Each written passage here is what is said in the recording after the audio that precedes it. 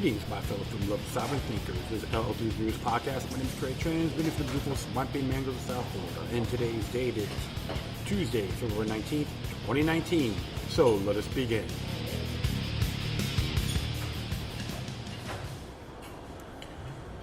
Thanks for tuning in, friends. Hope you have a nice weekend. President's Day. Another banking holiday, to be exact. Hope I worked. That's okay. Can't complain about it. Oh, yeah. See, stuff is happening. I was watching that speech last night in reference to President Trump and praising these great individuals who are with him. Marco Rubio, Rick Scott, John Bolton. I'm not impressed at all. But the whole thing's going on in Venezuela. And don't get me wrong, like I tell folks, there's a lot more than they want you to know. They want to sell you something, but you can be a little bit inaccurate at times. And don't worry, I'm not a Maduro lover. When it comes to government, I'm very vigilant. Period. And the fact is, too, got a lot of other individuals out here. The Mueller case, national security threat, all this distractions, and you get all these worshipers out here and haters are just going to each other's throat. Peasants versus peasants. Yeah, same old song and dance, I would say. Yes, and many other things are occurring. Well, folks, whatever you do, observe responsibly. I know I repeat myself multiple times in this phrase, but very healthy. And don't sweat it. You won't regret it. Guarantee you that. But yeah, so I am at Cafe Collective, located at 100 North Federal Highway, which is Unit C4-3 in the heart of Fort Lauderdale, Florida. Actually, it's located right in the beginning of the Victoria Park District, off of Broward Boulevard and Northeast 7th Avenue, to be exact.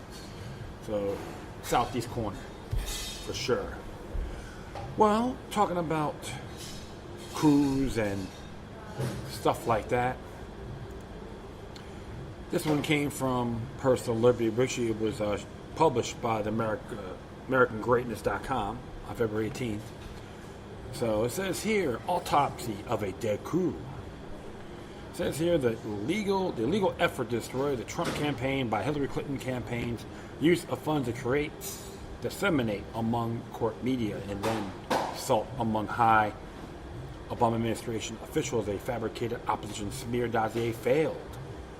So as the second special prosecutor phase of the coup to abort the Trump presidency failed, there are many elements to what in time likely will become recognized as the greatest scandal in American political history, making the first occasion in which U.S. government bureaucrats sought to overturn an election and to remove a sitting U.S. president. No palace coup can take place without a perception of popular anger at a president. The deep state is by nature cowardly. It does not move unless it feels. It can disguise its subterranean efforts of that.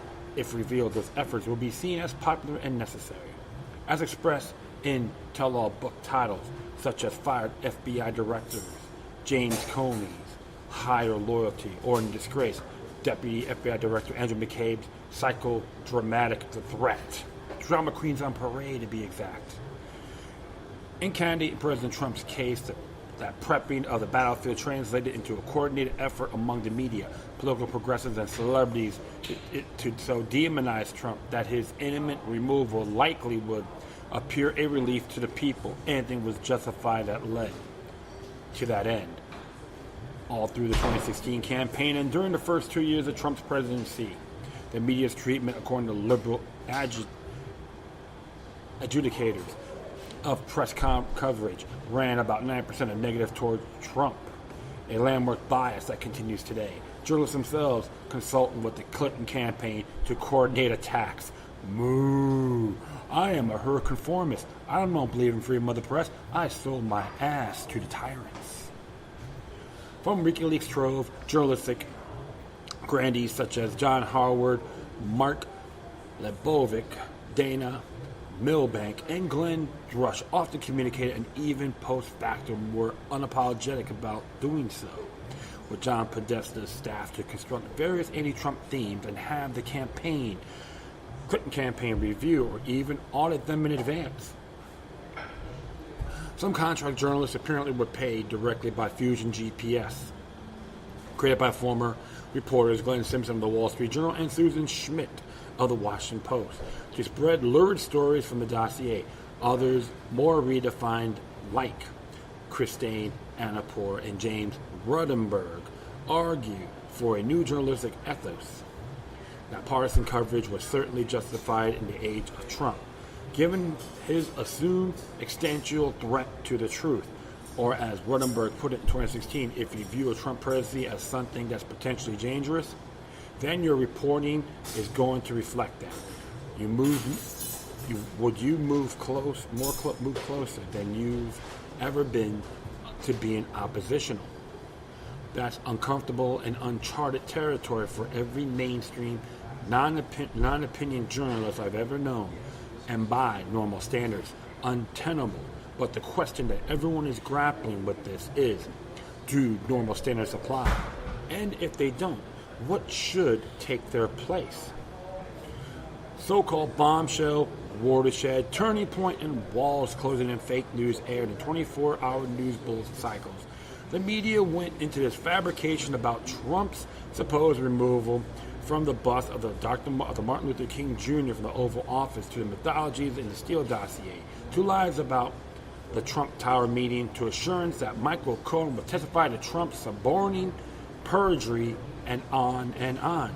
CNN proved that it's no longer a news organization at all, as reporters like Lori Borger, Chris Cuomo, Eric Lichtblau, Manu Raju, Brian Rokas, Jake Tapper, Jeff Zenley, and teams such as Jim Ciudo, Carl Bernstein, and Marshall Cohn, as well as Thomas Frank and Lex Harris, all trafficked in false rumors and unproven gossip detrimental to Trump.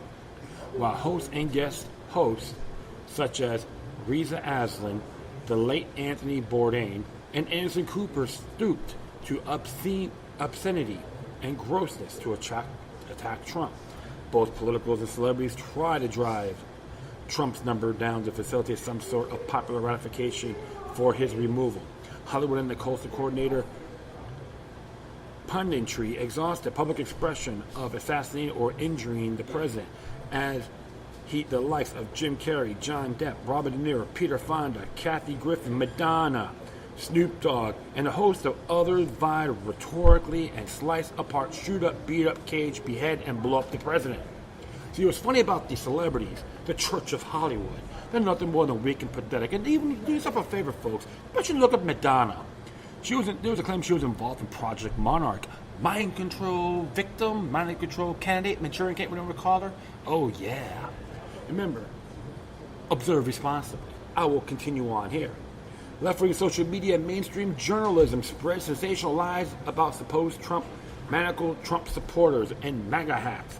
They constructed fantasies that veritable white racists were now liberated to run amok, insulting and beating up people of color as they taunted the poor and victimized minorities with vicious Trump sloganeering. Even as Covington farce, and now the even more embarrassing Jussie Smollett charade evaporated without apology from the media and the progressive merchants of such hate. You know what's funny? The only thing I seen in the movie, I seen that movie Empire. That was cool, don't get me wrong, but I never really gave a damn about the TV show. Glad I don't watch this crap. Church of Hollywood, again, at its best. At the same time, Liberal Attorneys Foundation, Democrat politicians, and progressive activists variously sued to overturn the election on false charges of rigged voting machines. They sought to subvert the Electoral College. They introduced articles of impeachment. They sued to remove Trump under the Emoluments Clause. They attempted to invoke the 25th Amendment, and they even resurrected the ossified Logan Act before focusing on the appointment of a special counsel to discredit the Trump presidency. Waiting for the 2020 election was seen as too quaint. Hey, it's my first time reading this, friends. I'm enjoying this as well. Hopefully you are as too. Weaponizing the deep state. During the 2016 election, the Obama administration of Department of Justice warped the Clinton email scandal investigation from Bill Clinton's secret meeting of an airport tarmac with Attorney General Loretta Lynch to unethical immunity given to the unveracious Clinton aides Huma Abedin and Cheryl Mills to James Comey's convoluted, predetermined treatment of likely winner Clinton and the DOJ's Bruce Orr's flagrant conflict of interest in relation to Fusion GBS. About a dozen FBI and DOJ grandees have now resigned, retired, been fired, or reassigned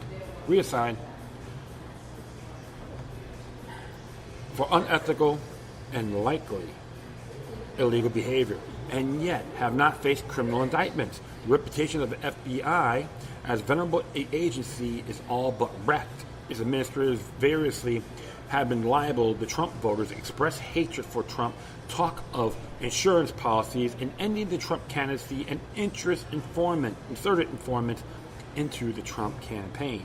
The former Obama directors of the CIA, the National Intelligence, with security clearances intact, hit the television airwaves as paid consultants and almost daily accuse the sitting president of Russian collusion and treason, without cross-examination or notice that both previously had lied under oath to Congress and did so without subsequent legal exposure.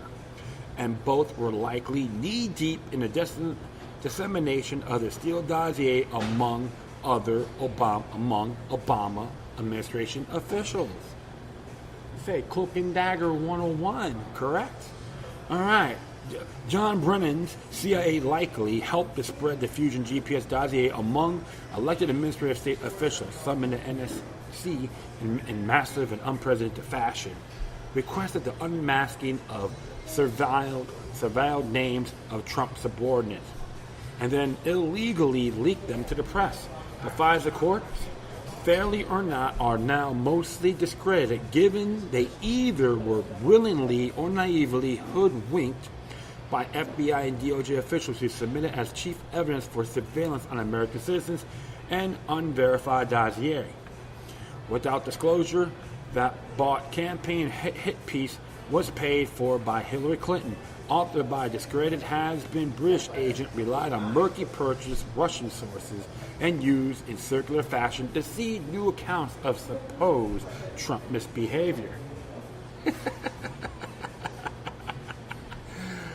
Oh, man. Like I said, folks, people that heard my show for a long time, if I'm critical towards the president, I'm going to back it up with facts. I don't fall for drama, hot air, and have Trump's-iety and anything like that. Yes, that's why I'm laughing. Because if you watch the idiot box, people still manifest over it. And they put it on Facebook about how much he has his Russian collusion, and they have it in their hands, but it just disappears. Continue on here. The Mueller investigation. The crown jewel in the coup was the appointment of special counselor Robert Mueller to discover supposed 2016 Trump-Russian election collusion.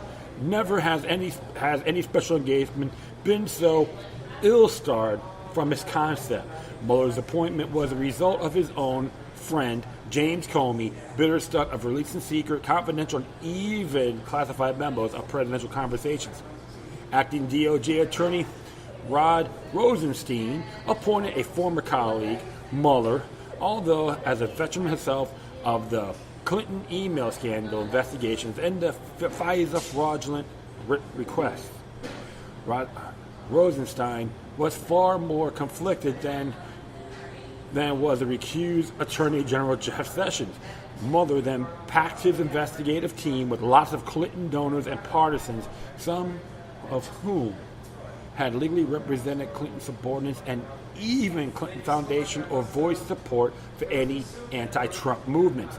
Mueller himself and Andrew Weissman have had a long record of investigatory and prosecutorial overreach that had an occasion resulted in government liability and court-mandated federal restitution. In such polarized times, neither should have involved in such an investigation. Two subordinate FBI investigators were caught earlier in conducting an affair over their FBI-issued cell phones, and during the election, they slurred the object of their subsequent investigation, ridiculed Trump voters, and bragged that Trump would never be elected. Mueller later staggered and then hid for weeks the reasons for their respective filings.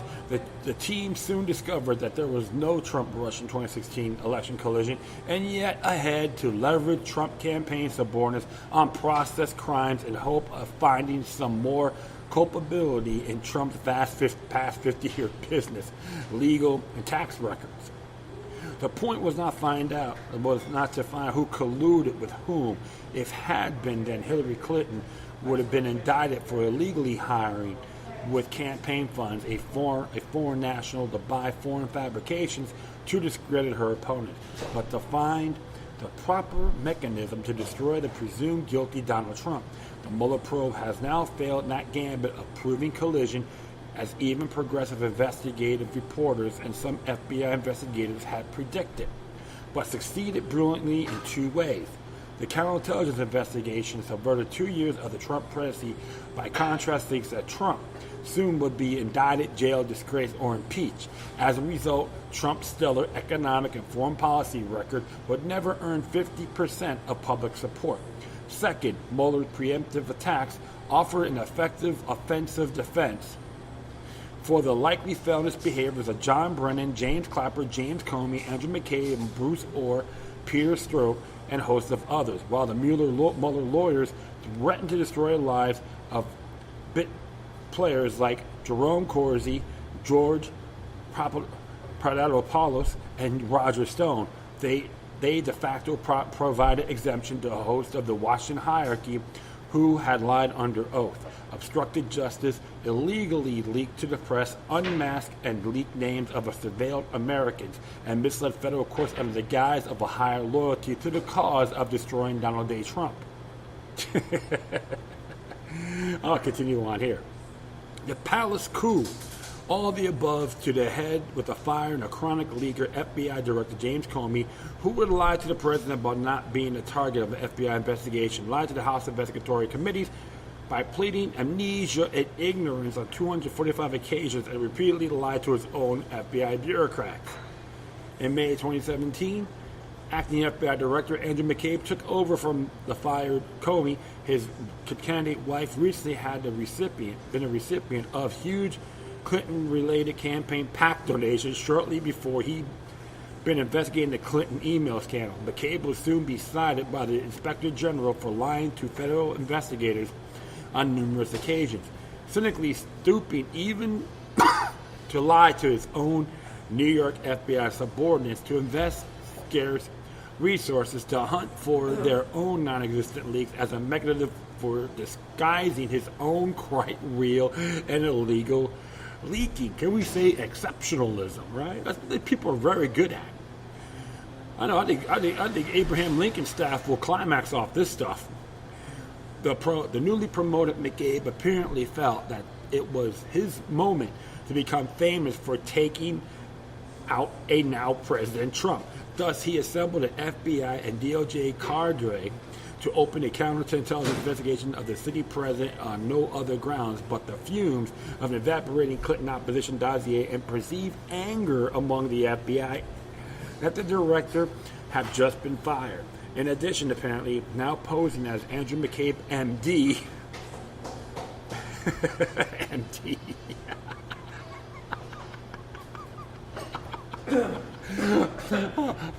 I'm sorry, I'm just having to be stuck. What does MD stand for, you know? You can figure it out. He informally had counted on how many of Trump's own cabinet members could have been convinced by McCabe's own apparent medical expertise to help remove the president on grounds of physical and mental incapacity under the 25th Amendment. This was an attempt, albeit pathetic, coup against an elected president and the first, really, in the history of the United States. At one point, McCabe claimed that the acting Attorney General of the United States, Rod Rosenstein, volunteered to wear a wire to entrap his boss, President Trump. In matters of Trump's own attorney, Michael Cohen's entrapment of Trump. In a matter of James Comey taking entrapment notes on confidential Trump one-on-one meetings and leaking them to the press. And in a matter of the Department of Justice surveilling Trump's subordinates through FISA and other court authorizations. McCabe was iconic of an utterly corrupt FBI Washington hierarchy in which we know from the behavior of its disgraced and departed leadership. They posed as patriotic scouts, but in reality proved themselves arrogant, smug, and incompetent. They harbored such sense of superiority that they were convinced they could act outside the law and refine an insurance policy that would end the Trump presidency. Thinking of the conspirators initially had been predicated on three assumptions thematic during this 3-year-long government effort to destroy Trump. One, during 2016, Hillary Clinton would certainly win the election, and FBI and DOJ unethical and illegal behavior would be forgotten if not rewarded, given the Clintons' own signature transgressions and proven indifference to the law. 2, Trump was so controversial and the fabricated dossier was so vile and salacious that seeded rumors of Trump's fake perversity gave them de facto exemptions to whatever they damn please. 3, the Trump's low polls, his controversial reset of American policy, and the general contempt in which he was held by the bipartisan coastal elite, celebrities, and the deep state meant that even illegal means to continue the campaign-era effort to destroy Trump and now abort his presidency were felt to be moral and heroic acts without legal consequences, and the media would see the conspirators as heroes. In sum, the left and administrative state, in concert with the media, and failing to stop the Trump campaign, regrouped. They ginned up a media-induced political hysteria with the residue of the Hillary Clinton campaign illegal opposition research and manipulated to be the place a special counsel, stocked with partisans. Then, not thugs in sunglasses and epaulets, not oligarchs in private jets, not shaggy would-be Marxists, not sanctimonious, arrogant bureaucrats in suits and ties use their government agencies to seek to overturn the 2016 election, abort a presidency, and subvert the U.S. Constitution. And they did all that and more on the premise that they were our moral superiors and had uniquely divine rights to destroy a presidency that they loathed. Shame on all three failed conspirators and their abettors, and may these immoral people finally earn a long-deserved legal and moral reckoning. This is Victor Davis Hanson, who actually wrote this by American Greatness, Inc. And I can't argue with that.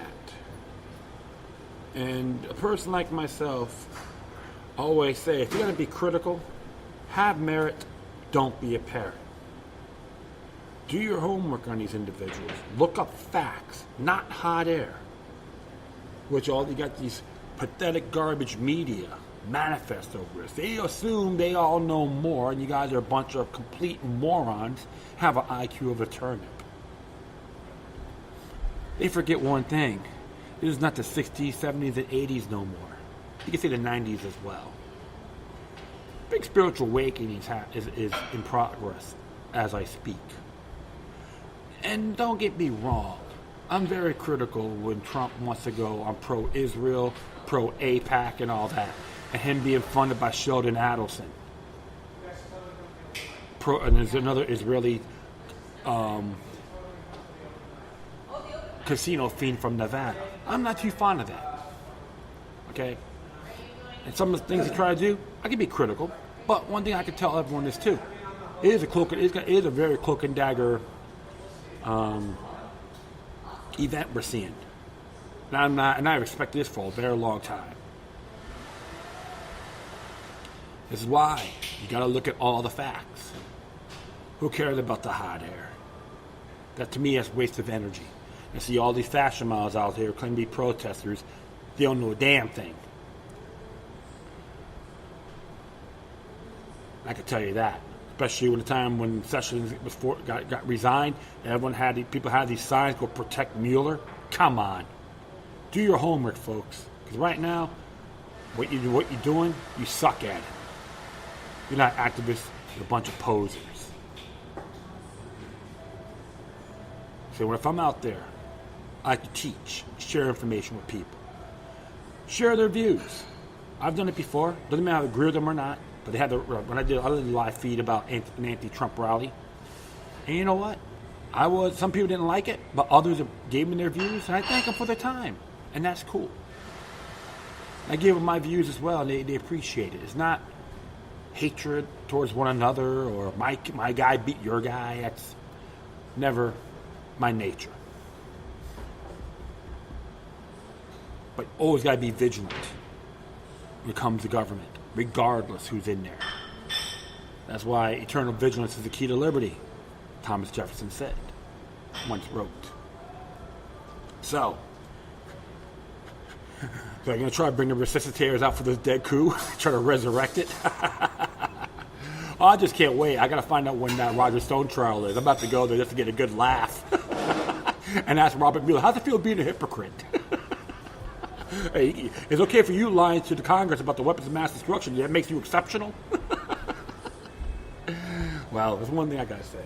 Observe responsibly, see things a lot bigger than what it is, and be methodical. All right?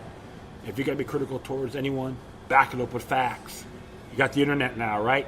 Utilize it. All right, enough of that. This one here came from Tom Wood. It says here, is Bernie's most Twilight Zoney statement ever. It says here, you've probably heard the news, Bernie Sanders is definitely running for president. I'm trying to figure out why. Unsurprisingly, Vermont Public Radio asked how he pitched himself at a time when Democrats are placing a premium on diversity.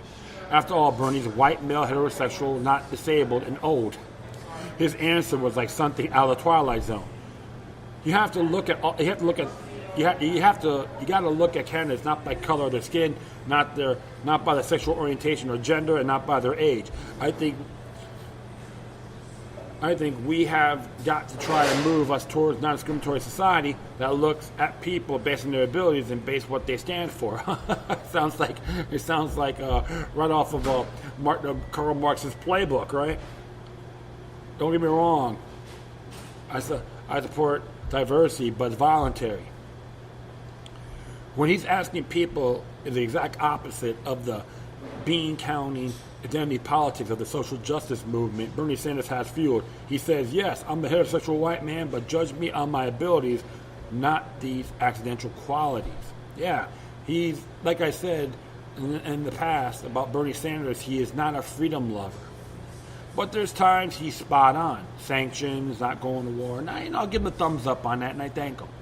When it comes to your natural-born rights, he don't really like it. He don't like the right to carry and right to people to defend themselves and all that good stuff. He wants to tax the crap out of you. Yeah, that's Bernie. Feel the hype. I hate freedom, but I want free crap. Exactly. Not kind of thing we tend to hear from Bernie, except evidently when he's the heterosexual white man in question. Early polls have Bernie way ahead of the pack, behind only Joe Biden, another CFR stooge, who has made no announcement yet. Good. Don't even think about it, Joe Biden, because you're nothing more than a New World Order sap. The interesting thing, though, will be the debates, which are slated to begin in June. How do Bernie, Medicare for all, $15 minimum wage, and tuition-free college distinguish him from everyone else on stage? Frankly, I'm most interested in the media treatment of Tulsi Gabbard. Well, she is a CFR member, by the way. In those debates, will she be ridiculed and ignored the way they tried to treat Ron Paul? I know there's some stuff I have to agree with. I'll just continue on here. Whatever happens, I'll be doing my usual post-debate podcast, episodes of The Tom Woods Show with Lou Rockwell again, just as we did in the GOP debates in 2015-2016. Now before I let you go for today, word about my empire. I have lots of budding libertarian bloggers and podcasters get their start. Main first problem, nobody reads or listens to you. I solve that problem for people who get their web hosting through my links. I promote you on my popular podcast, The Tom Woods Show. I will also send tutorials to get up and running fast as bloggers, and I welcome you into my private mutual help group for bloggers, where you can go share ideas or help when stumped. There are hundreds of great folks in there, many of them more than I do. These are all bonuses and cost you not a cent. We are building an empire, the good kind. You don't have to be a libertarian website or blog. Of course, I'll help you promote whatever it is you do. Here's my step-by-step guide to getting the blog up and running in 5 minutes. Be honest with yourself. You've been meaning to do this, along with the details on how to get those goodies, and here's a link for that. And you know what? That's okay. So I find that really cool. Free speech, free freedom, baby, free information. That's what information war is about, and Tom Woods is part of it, including myself and many others. Like I said before, don't believe the hype, my friends. You're gonna manifest, gonna witch hunt President Trump for everything he's supposedly done. Don't fall for it. Ask these clowns questions. Ask Kamala Harris, can you explain why your presidency is null and void? And she goes, what do you mean? Natural born, can you explain how you're a natural born citizen? How you constitute that? If she can't say it, she's gone. And ask all these candidates from that party as well. Will you denounce the United States of America as a federal corporation? If they say no and if they try to give you a whole song and dance, they're gone. Bunch of posers out there, folks. Bunch of who let the cows out. Freedom-hating saps on that side of the paradigm. So one of those areas, you always gotta stay focused. They don't care about you. They just want to see. They just want to bribe you and want you to believe they are. They want you to believe they're the king and queen that need to be elected. I say to hell with them. And even Bernie too. Don't believe the hype. feel the hype 2020, right? Okay, I got one more here, and this is from Bob Livingston's newsletter. And it's written by Bob Smith, I think it is. Yeah, Bob Smith. Bob Smith. That may be it. Let me find out here. I believe that's it. Yeah, Brandon Smith. Excuse me. He's a good writer too. And it says here, crumbling fundamentals prove the Fed's recovery narrative was a lie all along. It is hard to say exactly when it started. In 2008, in the midst of the credit crisis, in the early 2000s, when the Federal Reserve initiated artificially low interest rates, which helped to create vast USA mortgage bubble, or maybe the roots go all the way back to 1913 when the Federal Reserve was founded. But somewhere along the line, America entered severe economic decay. One certainly is that signal, and the fundamentals become visible every time the Fed initiates a financial bubble to stall a crash and then tightens policy without waiting for the economy to show true alignment. Yes, no, blame it on the administration. Doesn't matter who's in there. Presidential administrations, okay? This pattern is, in my view, not about the Fed bumbling in the dark. In fact, I see most Fed activities as quite deliberate, including the creation and deflation of large credit and equity bubbles. Sometimes these crashing bubbles are used as an excuse by the Fed to launch an even more invasive program of stimulus, and sometimes the bubbles are allowed to collapse, allowing international banks to vacuum up hard assets for pennies on the dollar. During the most widespread collapse events, the banking elites use the chaos and distraction not to only to centralize assets, but to shift the entire geopolitical and fiscal dynamic in order to centralize power. There is much debate in alternative economic analysts on which the type we are facing today. There is not much debate, though, on the fact that the fundamentals are screaming warning signals. The cycle has started over again. I will point out that the sense of the 2008 credit crash and true recovery has never materialized. We have heard about it endlessly in the mainstream financial media, and to this day we hear Fed officials declare the U.S. economy is strong, but the evidence has always been to the contrary. The Fed itself presents two primary factors as proof of recovery: GDP and employment. GDP is, of course, a fallacy with a portion of the U.S. production attributed to government spending or government programs that tax the public in order to generate revenue. This is not true production, as the government is not a producer. Rather, the government tends to misallocate and erase wealth instead of creating it. Employment is another fraudulent statistic. The numbers released to the public are gross misrepresentation of the economic picture, as they ignore the 95 million working-age people no longer counted by the Bureau of Labor as unemployed because they had been unemployed so long. The numbers also do not take into account the quality of jobs being created versus the quality of jobs that have been lost.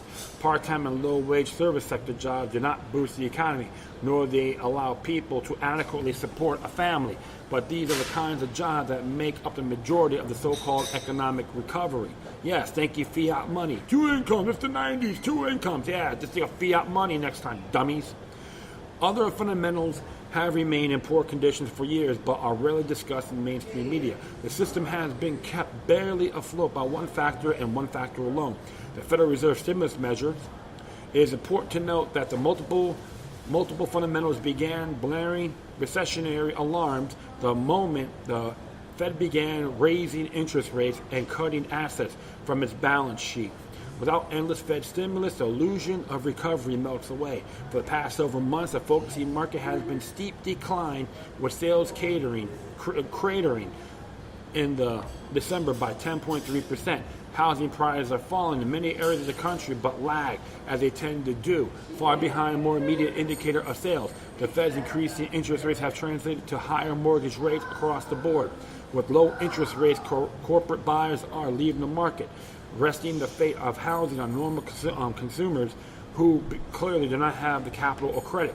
Auto sales have been dismal, posting decline through the end of 2018 into early 2019, with 2019 expected to be the worst year overall. Once again, with rising interest rates, major purchases have become less appealing to the average customer.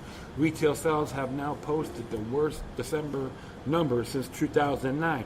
Retails are often presented by the mainstream media as the end-all argument of economic recovery. Yet they fail to mention the problem of consumer credit, which has ballooned over the past several years to record highs.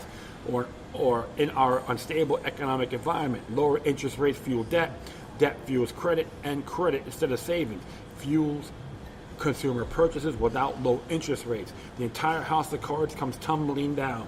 It's also find it interesting that while the retails are crumbling, consumer debts continue to rise. If consumers are taking on more debt, where is the money going if not into purchases? My suspicion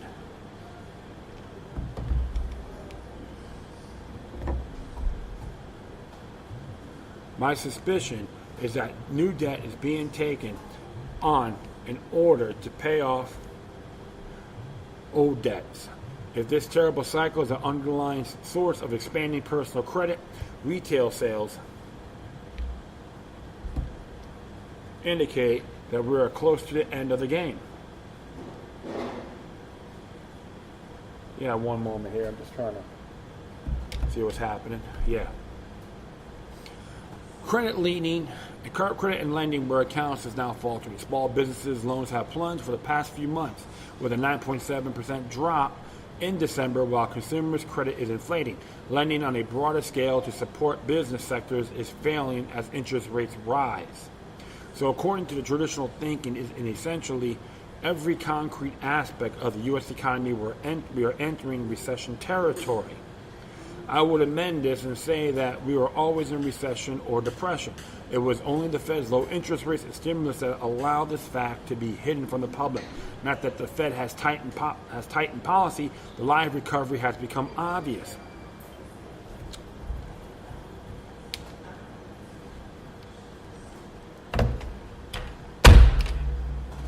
Sorry about that.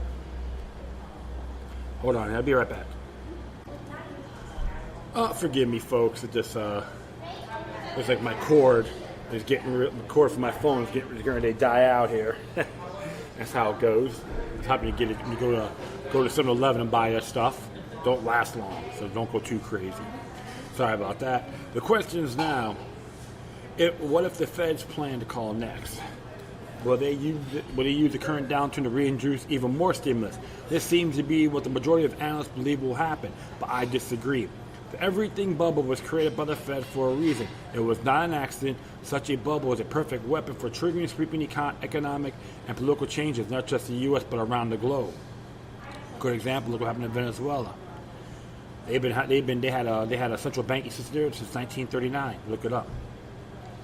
Why would the Fed create such a weapon and then refuse to use it? The mainstream narrative has been building for over 2 years now. A populist uprising has begun in the Western world, and it will create a great turmoil as it undermines the stability of globalism. With an accepted scapegoat in place to take the blame for a crash, the Fed has pulled the plug on life support for the alien economy. In order to cover their bases, they have now changed the vocabulary of their statements, like using words like accommodation. What amazes me, though, is how quickly the mainstream and alternative media have brought into this rhetoric. The Fed changes a few words within their statements, and suddenly this means they have capitulated on interest rates and asset cuts. The Fed uses a few words, and suddenly we're talking about QE4. This is absurd. What I see is more smoke and mirrors, more hints at promises that were never actually promised, and a host of dangerous assumptions permeating in the economic world. It's certainly possible that the damage of Fed tightening has already been done. Perhaps there is no longer any need for them to tighten further to cause the crash they obviously desire. However, asset cuts have not stopped yet, and the Fed dot plots still call for at least 2 more rate hikes in 2019. I wonder what will happen if, in March, the Fed does not capitulate as a majority expect. What will come as a shock if the Feds continue dumping its balance sheet? It will certainly send markets into a spiral. It hikes interest rates and yet again, or indicate future interest rate hikes, given that almost everyone is factoring in rate cuts for 2019 rather than rate hikes. And what will the Fed say if this occurs? Well, I expect they will continue to say that the U.S. economy is strong, ignoring the fundamentals as they always have. I also expect that they would say that they never promised a reversal of tightening policy. In fact, the market made an array of assumptions that were not at all in line with Fed comments. The Fed will blame investors, they will blame the media for delusional optimism, they will blame the populist menace for any negative consequences. This is why it's important to expose the direct relationship between the Fed bubbles, Fed tightening, and the collapse of the fundamentals. When chaos strikes, the Fed will attempt to obscure their dominant role in economic decline. It is our job to grab and hold their necktie like pit bulls and never let them free. And Mr. Smith is absolutely correct. It's a form of Hamiltonianism, of mercantilism, economically. They did crashes all over the world, including the United States. The Great Depression, they were responsible for that. And central banks in Weimar Republic of Germany, Venezuela, Argentina, Zimbabwe, with fiat money. Goes on and on and on.